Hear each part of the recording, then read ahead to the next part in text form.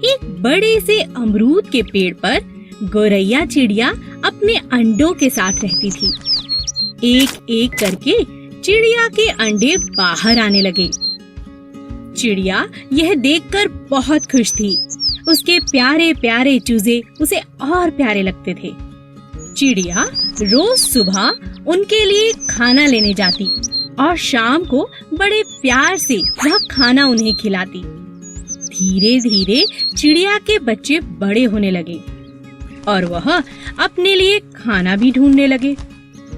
कई दिन बीत जाने के बाद भी एक अंडे में से चूजा अभी तक बाहर नहीं निकला था। चिड़िया को इस बात से बहुत चिंता होने लगी और वह कोयल के पास मदद के लिए गई। बहन कोयल, बहुत दिनों से मेरे अंडे बाहर आ चुके हैं, लेकिन उनमें से एक अंडे में से चूजा बाहर नहीं आया। मैं क्या करूं? मुझे बहुत चिंता हो रही है। ऐसा तो मैंने भी कभी नहीं देखा। ऐसा तो मैंने भी कभी नहीं सुना बहन। चलो स्वामी जी के पास चलते हैं। उनके पास इसका कोई ना कोई हल जरूर होगा। चलो चलते हैं। हाँ हाँ चलो। चिड़िया और कोयल स्वामी जी के पास मिलने पहुँचे। नमस्ते स्वामी जी, आप कैसे हैं? क्या बात है, कैसे आना हुआ? मैं तुम्हारी क्या मदद कर सकता हूँ? चिड़िया सारी बात स्वामी जी को बताती है। अच्छा, तो ये बात है। चलो मैं चल कर देखता हूँ। चिड़िया, कोयल और स्वामी जी घोंसले के पास पहुँचते हैं। अरे ये क्या? ये कोई अंडा नहीं है। तुम्हें अपने अंडे को पहचानने में जरूर कोई भूल हुई है। मुझे लगता है यह एक खिलौना है। मैंने कई बार गांव के बच्चों को इससे खेलते हुए देखा है। मेरा भरोसा करो और इसे एक बार नीचे फेंक कर देखो। नहीं नहीं स्वामी जी, इस तरह तो मेरा अंडा फूट जाएगा। नहीं नहीं चिड़िया रानी, मेरा भरोसा रखो, ये एक खिलौना ही है। चिड़िया ने दिल पर पत्थर रखकर स्वामी जी की बात को मान लिया। स्वामी ने अंडे को लिया और जमीन पर जोर से फेंका। अंडा फूटा नहीं, बल्कि वह टप्पा खाने लगा जैसे कोई गेंद हो। सच में वो एक खिलौना, एक गेंद ही थी। यह देखकर सभी हंसने लगे। तोते के अंडे। एक समय की बात है, तोते का एक बड़ा सा झुंड पीपल के पेड़ पर रहता था।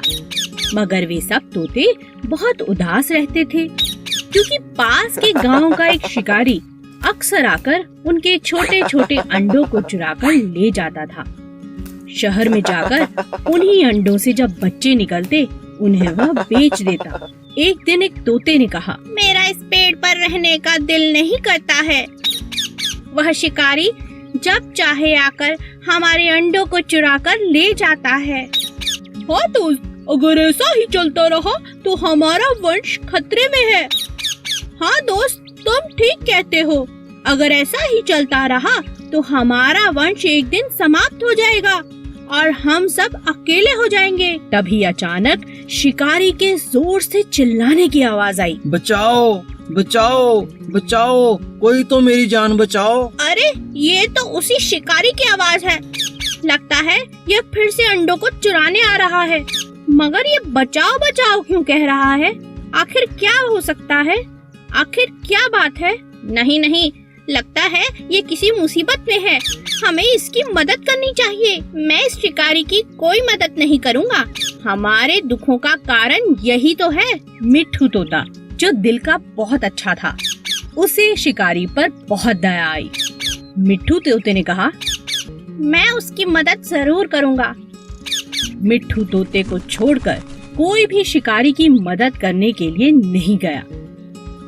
मिट्ठू तोता जब शिकारी की मदद करने पहुंचा तो उसने देखा शिकारी दर्द से तड़प रहा है और उसके पैर पर सांप के दांतों के निशान हैं। लगता है शिकारी को सांप ने काटा है। मुझे इनकी जान बचानी होगी। मिट्ठू तोता तुरंत वैद्य जी के पास गया और उन्हें लेकर शिकारी के पास आया। वैद्य जी ने तुरंत सारा जहर निकाल दिया। धन्यवाद वैद्य जी, आज आपने मेरी जान बचा ली।